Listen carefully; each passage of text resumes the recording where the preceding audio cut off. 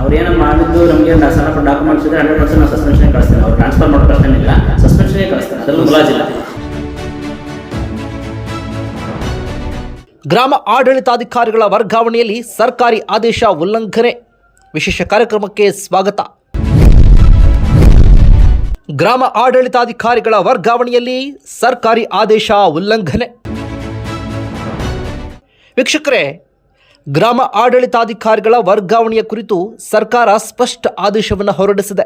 ನಿಗದಿತ ಅವಧಿ ಪೂರೈಸದೆ ಯಾರನ್ನು ವರ್ಗಾವಣೆ ಮಾಡಬಾರದು ಅಂತ ಸೂಚನೆ ಕೊಟ್ಟಿದೆ. ಆದಾಗ್ಯೂ ಸರ್ಕಾರಿ ಆದೇಶಕ್ಕೂ ಕ್ಯಾರೆ ಎನ್ನದೆ ಲಂಚ ತಿಂದು ಬೇಕಾದವರಿಗೆ ಎಲ್ಲೆಂದರಲ್ಲಿ ವರ್ಗಾವಣೆ ನಿಯೋಜನೆ ಮಾಡಲಾಗ್ತಾ ಇದೆ. ಆ ಸ್ಟೋರಿ ಏನು ಗೊತ್ತಾ? ಇಲ್ಲಿ ನೋಡಿ. ಕಂದಾಯ ಇಲಾಖೆಯಲ್ಲಿ ವರ್ಗಾವಣೆ ದಂಧೆ.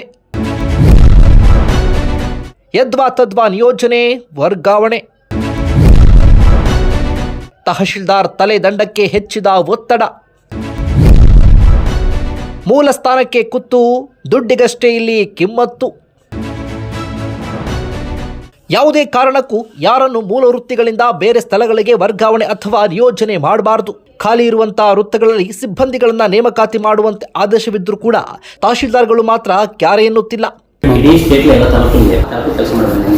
ಅವ್ರೇನು ಮಾಡಿದ್ದು ನಮಗೆ ಸಣ್ಣ ಡಾಕ್ಯುಮೆಂಟ್ಸ್ ಇದ್ರೆ 100% ನಾವು ಸಸ್ಪೆನ್ಷನ್ ಕಳಿಸ್ತೇವೆ. ಅವ್ರು ಟ್ರಾನ್ಸ್ಫರ್ ಮಾಡೋ ಪ್ರಶ್ನೆ ಇಲ್ಲ, ಸಸ್ಪೆನ್ಷನ್ಗೆ ಕಳಿಸ್ತೇವೆ, ಅದರಲ್ಲಿ ಮುಲಾಜಿಲ್ಲ. ಇಡೀ ಸ್ಟೇಟ್ ಎಲ್ಲ ತಾಲೂಕಿಗೆ ಕೆಲಸ ಮಾಡಬೇಕು.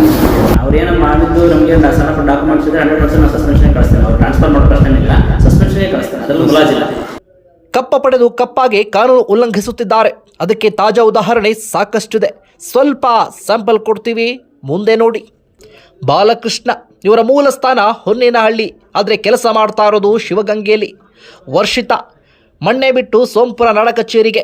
ಮಂಜುನಾಥ್, ಶಿವಗಂಗೆ ಬಿಟ್ಟು ತಹಶೀಲ್ದಾರ್ ಕಾರ್ಯಾಲಯದ ಭೂಮಿ ಕೇಂದ್ರದಲ್ಲಿ. ನಾಜಿಯಾ, ಸೋಂಪುರ ಬಿಟ್ಟು ತ್ಯಾಮಗುಂಡ್ಲು ನಡ ಕಚೇರಿಯಲ್ಲಿ ವಿಷಯ ನಿರ್ವಾಹಕರಾಗಿ. ಪುಷ್ಪಲತಾ, ಅರೆಬೊಮ್ಮನಹಳ್ಳಿ ಮೂಲ ವೃತ್ತದವರಾದರೂ ಲಕ್ಕೂರಿನಲ್ಲಿ. ರಘುಪತಿ, ಮರಳಕುಂಟೆ ಬಿಟ್ಟು ಅರಸಿನಕುಂಟೆಯಲ್ಲಿ.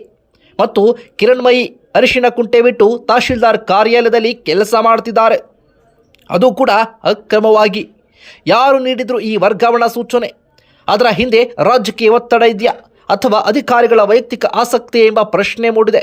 ಸರ್ಕಾರದ ಆದೇಶಗಳನ್ನು ಧಿಕ್ಕರಿಸುವಷ್ಟು ತಹಶೀಲ್ದಾರರು ಲಂಚ ಬಾಕತನ ಕೇಳಿದ್ರೆ ಈ ಮಟ್ಟದ ಧೈರ್ಯ ಬಂದಿದ್ದಾದರೂ ಎಲ್ಲಿಂದ? ಈ ಬಗ್ಗೆ ಗೊತ್ತಾಗುತ್ತಲೇ ಪ್ರಜಾಧ್ವನಿ ಹೋರಾಟಕ್ಕಿಳಿದಿತ್ತು. ಈ ಬಗ್ಗೆ ಸಂಬಂಧಪಟ್ಟ ಅಧಿಕಾರಿಗಳಿಗೆ ದೂರು ಸಹ ಸಲ್ಲಿಸಿದೆ. ಅಧಿಕಾರಿಗಳು ಬದಲಾಗ್ತಾ ಇದ್ದಾರೆ, ನಮ್ಮ ಕೆಲಸಗಳು ಆಗ್ತಾ ಇಲ್ಲ ಅಂತ ಸಾರ್ವಜನಿಕರು ಆರೋಪಿಸುತ್ತಿದ್ದಾರೆ. ಆದರೆ ತಹಶೀಲ್ದಾರ್ ಮಾತ್ರ ಅಧಿಕಾರಿಗಳನ್ನು ಎಲ್ಲೆಂದರಲ್ಲಿ ಹೇಗೆಂದರೆ ಹಾಗೆ ವರ್ಗಾಯಿಸುತ್ತಲೇ ಇದ್ದಾರೆ. ಜನಸೇವೆಯ ಸ್ಥಳದಲ್ಲಿ ರಾಜಕೀಯ ಹಸ್ತಕ್ಷೇಪ ನಡೀತಾ ಇದೆಯಾ ಅನ್ನೋ ಪ್ರಶ್ನೆ ಮತ್ತೆ ಶುರುವಾಗಿದೆ. ಈ ಕೂಡಲೇ ಸಚಿವ ಕೃಷ್ಣ ಭೈರೇಗೌಡರು ಈ ಬಗ್ಗೆ ಗಮನ ಹರಿಸಬೇಕು. ಸರ್ಕಾರದ ಆದೇಶವನ್ನೇ ಧಿಕ್ಕರಿಸಿರುವ ತಹಶೀಲ್ದಾರ್ ಅವರನ್ನು ಅಮಾನತುಗೊಳಿಸಬೇಕಾಗಿದೆ. ಅಷ್ಟೇ ಅಲ್ಲ, ಸದರಿ ವ್ಯಕ್ತಿಗಳ ನಿಯೋಜನೆಗಳನ್ನೇ ರದ್ದುಗೊಳಿಸಿ ಮೂಲ ವೃತ್ತಕ್ಕೆ ಅಟ್ಟಬೇಕಾಗಿದೆ. ಅಲ್ಲಿಯವರೆಗೂ ಪ್ರಜಾಧ್ವನಿಯ ಹೋರಾಟ ನಿರಂತರವಾಗಿರಲಿದೆ.